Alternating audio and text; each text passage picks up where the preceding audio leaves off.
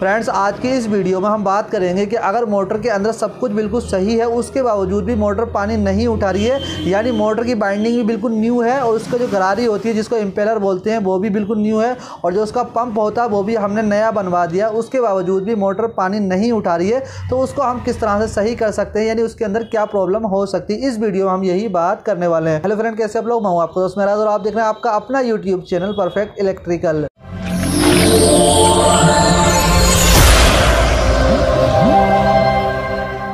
तो फ्रेंड्स, ये हमारे पास आधा हॉर्स पावर की क्रॉम्पटन कंपनी की टुल्लू पंप की मोटर, ये देख सकते हैं आप कितना पानी उठा रही है।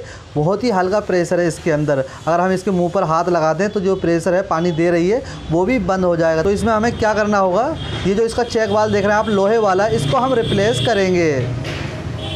तो ये देख सकते हैं हमने इसका चेक वाल्व नया लगा दिया है, यानी जो पुराना चेक वाल्व था ये आप देख सकते हैं ये पुराना चेक वाल्व है। इसके अंदर प्रॉब्लम क्या हो रही थी, ये चौक था, अंदर से पूरा चेक वाल्व नहीं खुल रहा था, वहाँ पर डस्ट वगैरह जंग वगैरह लग गई थी, उस वजह से ये चेक वाल्व पूरा नहीं खुल रहा था और मोटर प्रेशर पूरा नहीं दे रही थी। अब चेक वाल्व चौक किस तरह से होता है, जब पानी चलता है तो उसमें डस्ट वगैरह होती है, जंग वगैरह होती है, वो साइडों में लग जाती है और धीरे धीरे से वो पानी को ब्लॉक कर देती है, उस वजह से चेक वाल्व चौक हो जाता है। तो अंदर डस्ट वगैरह यानी जंग लगने की वजह से ये चेक वाल्व पूरा नहीं खुल रहा था, जिस वजह से हमें ये रिप्लेस करना पड़ा।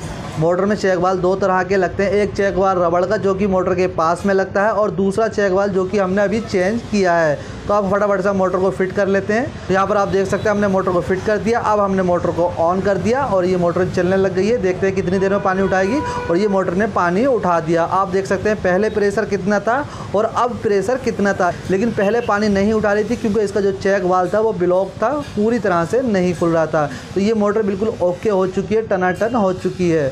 तो आप देख सकते हैं इसका प्रेशर कितना है। तो फ्रेंड्स, देखा आपने कि कभी कभी हमारे सामने ऐसी प्रॉब्लम्स भी आ जाती हैं कि हम मोटर का सब कुछ बिल्कुल सही कर देते हैं, यानी बिल्कुल नया कर देते हैं, उसके बावजूद भी मोटर पानी नहीं उठाती है। तो उसके बाद हमारे सामने सिर्फ दो ही ऑप्शंस रह जाते हैं। अगर मोटर नल पर लगी है तो जो उसका चेक वाल्व है उसको चेंज करेंगे, या फिर अगर मोटर पाइपलाइन में लगी है जो शहरों में होती है तो वो पाइपलाइन कहीं से चौक तो नहीं है। अब अगर मोटर की पाइपलाइन भी चौक नहीं है और नल पर अगर मोटर लगी है तो नल का जो चेक वाल्व है वो भी चौक नहीं है, तब हमारे सामने सिर्फ एक ही ऑप्शन बचता है कि मोटर में कहीं लीकेज तो नहीं है। फिर हमें पाइपलाइन की लीकेज चेक करनी पड़ती है। अगर नल पर मोटर लगी है तो नल की लीकेज चेक करनी पड़ती है, उसके बाद सारी प्रॉब्लम सॉर्ट आउट हो जाती है। दोस्तों, वीडियो पसंद आए तो लाइक करें, चैनल को सब्सक्राइब जरूर करें ताकि आपको और भी इन्फॉर्मेटिव वीडियो देखने को मिलती रहे।